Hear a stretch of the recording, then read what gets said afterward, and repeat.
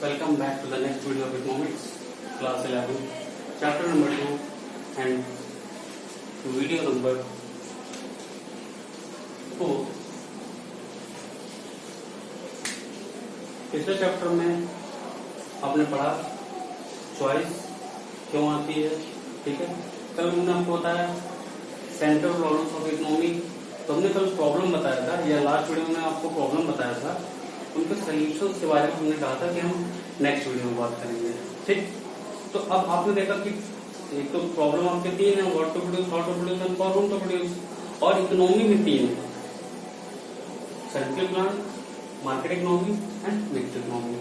तो तीनों में ये तीनों प्रॉब्लम को अलग अलग सॉल्व करेंगे क्योंकि तीनों के मोटिव्स अलग अलग हैं।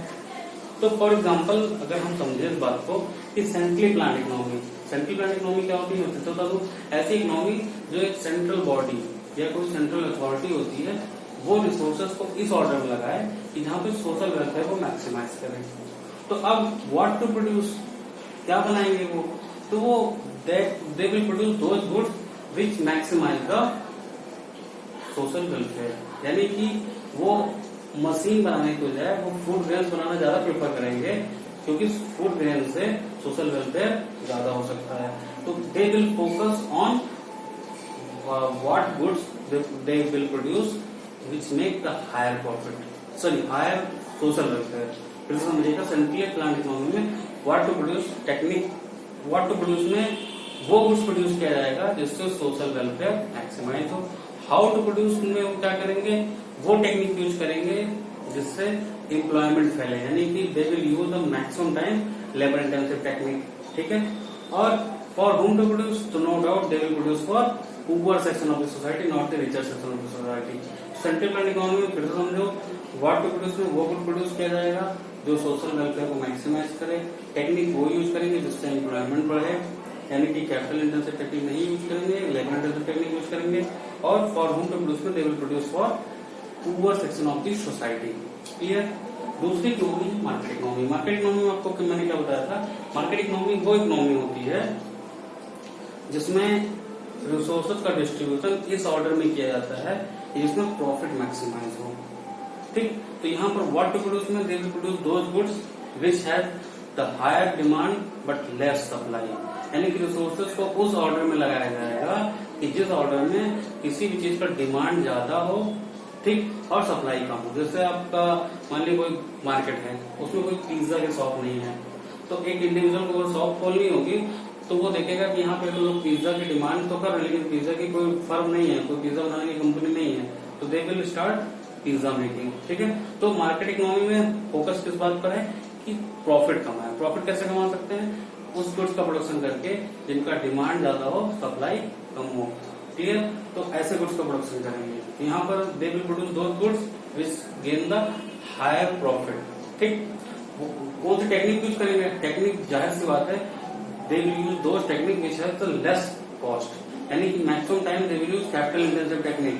क्यों, क्योंकि कैपिटल इंटेंसिव टेक्निक हमने कल आपको क्या बताया था कि ये आपकी कॉस्ट एफिशिएंट होती है, ठीक। और दूसरी बात कम टाइम लेता है और प्रोडक्शन भी साफ सुथरा होता है।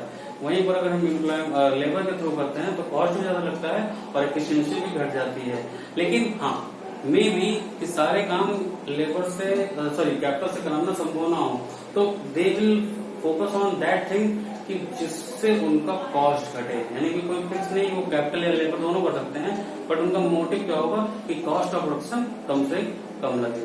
And for whom to produce, no doubt कि they will produce for the richer section of the society, poor के लिए प्रोड्यूस करने वाले नहीं है ये, ठीक है। मैकडोनल्ड किसके लिए प्रोड्यूस करता है, पुअर के लिए नहीं, रिच के लिए प्रोड्यूस करता है। यानी कि जो आपके ऐसी इकोनॉमी में जो फर्म्स होते हैं मार्केट इकोनॉमी में, वो प्रोडक्शन करते हैं richer section of the society के लिए, not the poor section of the society के लिए, क्लियर।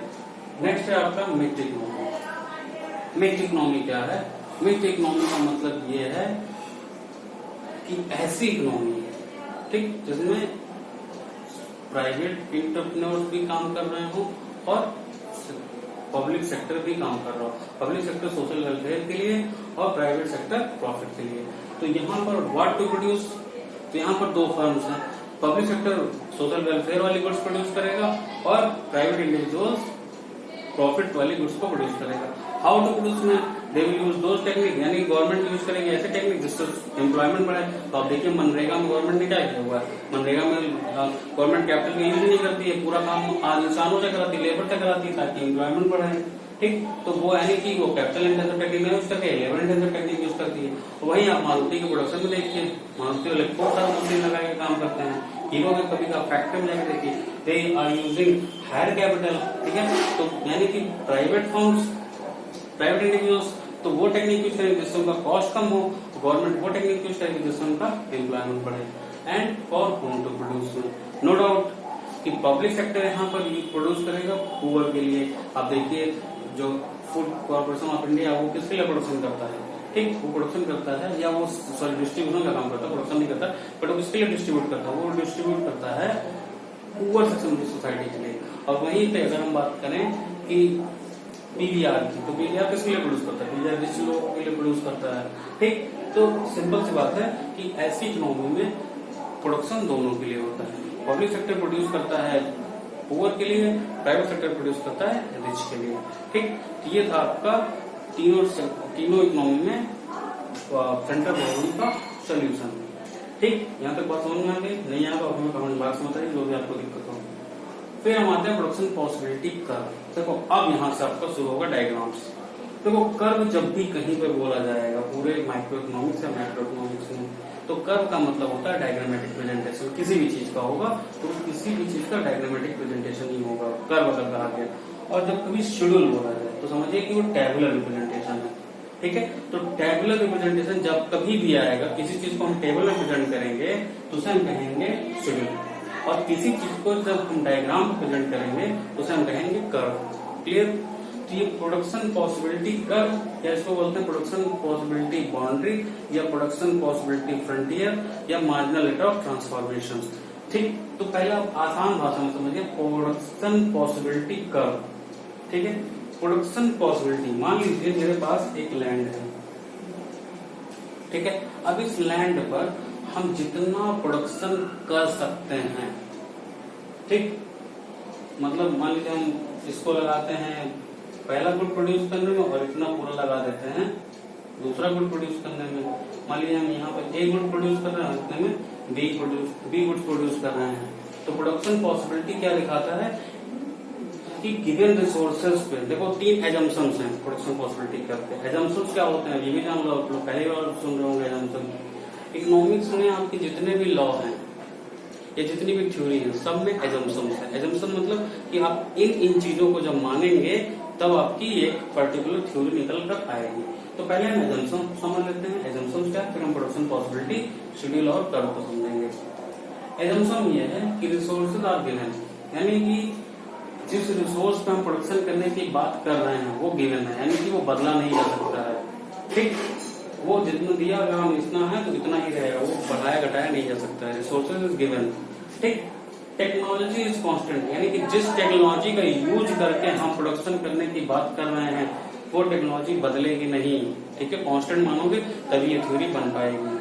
तीसरा, resources are efficiently and fully utilize. अच्छा, फुल्ली और एफिशिएंटली यूटिलाइज क्या होता है आप दिमाग में सोचिए अपने, तब तक मैं ये रब कर रहा हूँ। चलिए, जिन लोगों ने सोचा कमेंट बॉक्स में लिखें, जिन लोगों ने नहीं सोचा वो लोग कोई बात नहीं, वीडियो में देखें।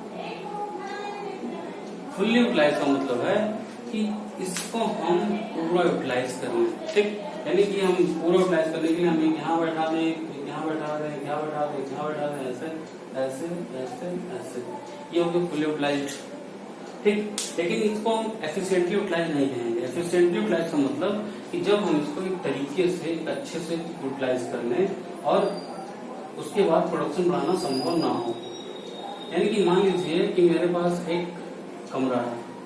ठीक, अब उस कमरे में हम चेयर्स को एकदम दीवार से सटा सटा के अच्छे से लगाना शुरू करें, यानी कि हम ऐसे ऐसे चेयर्स को लगाएं पूरा।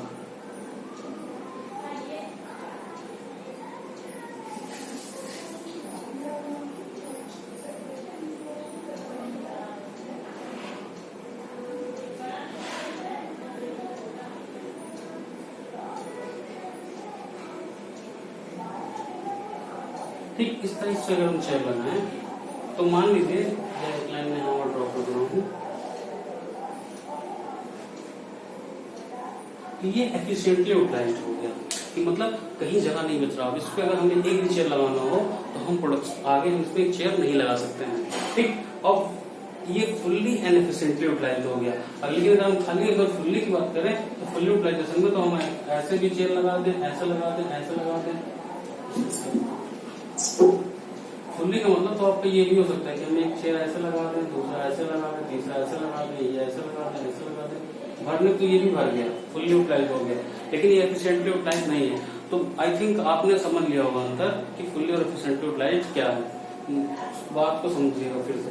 मान लीजिए एक रूम है जिसमें 50 लोग बैठ सकते हैं, मैक्सिमम 25 सीट्स लग सकती हैं, और 25 लोग को हमने बैठाया, ठीक है।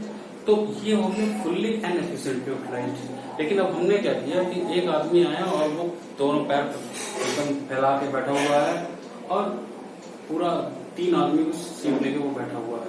तो ऐसे में तो हम 50 लोग को नहीं बैठा पाएंगे, 17 ही लोग को बैठा पाएंगे यहाँ पे। लेकिन रूम तो पूरा यूटिलाइज हो रहा है, बट एफिशिएंटली यूटिलाइज नहीं हो रहा है। तो यहाँ एफिशिएंटली कहने का मतलब यह है, जब फुल्ली और एफिशिएंटली यूटिलाइज की हम बात करते हैं, इसका मतलब कि प्रोडक्शन इससे ज्यादा संभव नहीं है। ये बात समझ में आ गई। तो यहाँ पे क्या कहा गया, एक तो रिसोर्सेज गिवन है, वो बदला नहीं जा सकता। यानी कि अगर आपके पास एक इतना बड़ा लैंड है तो वो इतना बड़ा ही है, उसमें कुछ कम ज्यादा नहीं हो सकता है। दूसरा कहा गया कि जिस टेक्नोलॉजी का यूज करके, ठीक है, यानी कि मान लीजिए हम जिस ट्रैक्टर का यूज करके, जिस थ्रेसर का यूज करके, जिस टाइप के सीड्स का यूज करके हम प्रोडक्शन कर रहे हैं, वो ड्यूरिंग प्रोडक्शन बदलेगा नहीं तो प्रोडक्शन बढ़ या घट सकता है, ठीक है। तो हमें ये नहीं कहना, हमें मानना टेक्नोलॉजी वही है और रिसोर्सेज फुल्ली और एफिशिएंटली यूटिलाइज हो रहे हैं। क्लियर।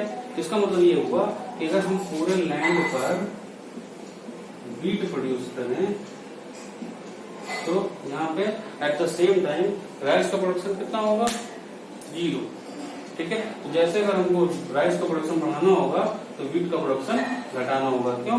क्योंकि resources already fully and efficiently utilized है, तो हमें एक का प्रोडक्शन बढ़ाने के लिए दूसरे का प्रोडक्शन घटाना पड़ेगा। इसे समझना है। तो प्रोडक्शन पॉसिबिलिटी क्या है? प्रोडक्शन पॉसिबिलिटी कर्व है कि a diagram showing all the possible combinations of production of 2 goods, ठीक है। सारे के सारे वो कॉम्बिनेशन शो किए जाएंगे जो उस गिवन रिसोर्सेज पर कांस्टेंट टेक्नोलॉजी के साथ फुल्ली और एफिशिएंटली यूटिलाइज करते हुए प्रोड्यूस किए जा सकते हैं। डायग्राम पर हम उसको कर्व कहेंगे और टेबल में उसको शेड्यूल कहेंगे। आइए समझते हैं आगे। मान लीजिए ये लैंड है, इस लैंड को हमने पूरा का पूरा यूज किया, कहीं कुछ छोड़ा नहीं, पूरा फुल्ली एंड एफिशिएंटली यूटिलाइज किया और पूरा का पूरा हमने प्रोडक्शन में लगा दिया वीट के। तो हमने कितना प्रोड्यूस किया? 100 लाख टन वीट। लेकिन उस टाइम राइस कितना होगा? राइस तो उस टाइम 0 होगा, क्योंकि हमने सारा का सारा तो लगा दिया है, ये सारा का सारा हमने लगा दिया किसमें? वीट में। तो अगर हमें राइस प्रोड्यूस करना है तो उस टाइम राइस कितना होगा? 0। अब हमें अगर राइस प्रोड्यूस करना है तो हमें वीट को कम करना होगा। हमने वीट को किया 100 से 90, ठीक। तो जब हमने वीट को कम किया तो हमारा प्रोडक्शन राइस का बढ़ गया, ठीक, और वो हो गया 0 से 10। फिर अगर हम मान लीजिए प्रोडक्शन को, अपने रिसोर्सेज को फिर से वीट से हटाकर और राइस में लगाते हैं अगेन, तो वीट का प्रोडक्शन और कम हो जाएगा। यानी कि वीट हो गया, तो मान लीजिए ये हिस्सा हमने राइस में दे दिया, ठीक, ये हिस्सा हमने राइस में दे दिया बड़ा वाला, आप देख सकते हैं मैं, ठीक। तो वीट का प्रोडक्शन घट जाएगा, 90 से 70 हो गया, लेकिन राइस का प्रोडक्शन बढ़ जाएगा। फिर मान लीजिए मैं और हिस्सा वीट से हटाकर राइस में लगा रहा हूँ, तो अगेन वीट का प्रोडक्शन और कम हो जाएगा और राइस का प्रोडक्शन और बढ़ जाएगा। तो देखिए वीट 70 से हो गया 40 और राइस हमारा 20 से हो गया 30। और मान लीजिए इस बार हम पूरा का पूरा रिसोर्स लगा दें राइस में, तो वीट कितना होगा? 0। इस बार मान लीजिए हम पूरा का पूरा रिसोर्स हमने लगा दिया राइस के प्रोडक्शन में, तो वीट कितना हो गया? 0, ठीक। तो इसी सारे कॉम्बिनेशन को आप देख सकते हैं कई सारे कॉम्बिनेशन बन गए। कब? जब रिसोर्स एफिशिएंटली और फुल्ली यूटिलाइज्ड है, जब टेक्नोलॉजी भी कांस्टेंट है, जब रिसोर्स गिवन है। तो ये कितने प्रोडक्शन हमने कॉम्बिनेशन बना लिए? 1 2 3 4 5। और भी कॉम्बिनेशन बन सकते हैं, बट ये 5 कॉम्बिनेशन हमने बना लिए। इसी कॉम्बिनेशन को हम कहते हैं प्रोडक्शन पॉसिबिलिटी शेड्यूल।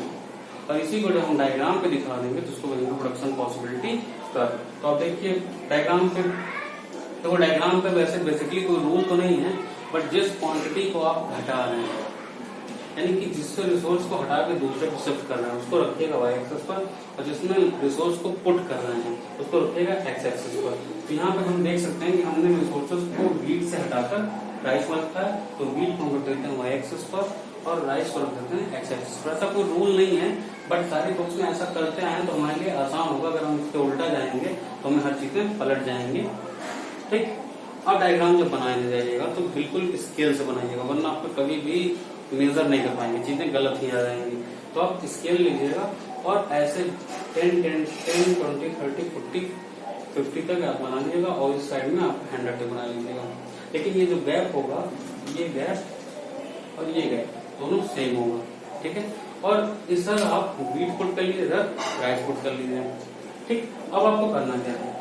पहला कॉम्बिनेशन देखिए, 100 वीट और 0 राइस। कहाँ पड़ा? यहाँ पे एक पॉइंट बना लीजिए, लाइक दिस, एक पॉइंट बना लीजिए। फिर आप दूसरा कॉम्बिनेशन 90 और 10, तो 90 से लेकर 10 तक एक लाइन ऐसे ड्रॉ कर लीजिए। ठीक, फिर दूसरा तीसरा देखिए, 70 20, 70 को मिलाते हुए 20 से एक लाइन खींच लीजिए। ठीक है, फिर 40 30, 40 से लाइन खींचते हुए 30। ठीक, और फिर 50 40, 0 40 0 40। अब इन सबको मिला लीजिए, तो जो आप लाइन ए ई देख रहे हैं इसी को हम कहते हैं प्रोडक्शन पॉसिबिलिटी कर्व। ठीक है, तो जो चीजें इसको समझ में ना आई हो आप उनकी कमेंट बॉक्स में लिखिए, कोई भी शिकायत है आप व्हाट्सएप पे भी कर सकते हैं। मेरा व्हाट्सएप नंबर है 9918841111। तो आप मुझे इस नंबर पे व्हाट्सएप करके अपनी क्वेरीज को पूछ सकते हैं, कोई बहुत बड़ा इशू नहीं, मैं सब बता दूंगा आपको। हाँ, लेकिन उसके लिए आपका एफर्ट चाहिए, ये नहीं कि खाली मैं अपना एफर्ट डाल रहा हूँ, आपका एफर्ट आ ही नहीं रहा, तो इससे कोई फायदा नहीं होगा। आप अपना एफर्ट डालिए और ये डायग्राम घर पे बना के प्रैक्टिस करिए। जितना प्रैक्टिस करेंगे उतनी चीजें समझ में आएंगे। और अब मैं बताऊँ, आपका डायग्राम पढ़ते चले जाएंगे, डायग्राम कम नहीं होंगे। पूरा माइक्रो इकोनॉमिक्स पूरा डायग्राम पे डिपेंडेंट है, तो यहीं से कोशिश करिए कि आप पेस के साथ हो लीजिए। अगर आप पेस के साथ नहीं होंगे तो आप पीछे छूट जाएंगे। ठीक है, इसी तरह की वीडियो में बाइंड अप कर रहा हूँ। वीडियो को लाइक करिए, सब्सक्राइब करिए, चैनल को सब्सक्राइब करिए और इस वीडियो को ज्यादा से ज्यादा शेयर करिए और बेल आइकन बजा दीजिए ताकि आपको नोटिफिकेशन सारे मिलते हैं।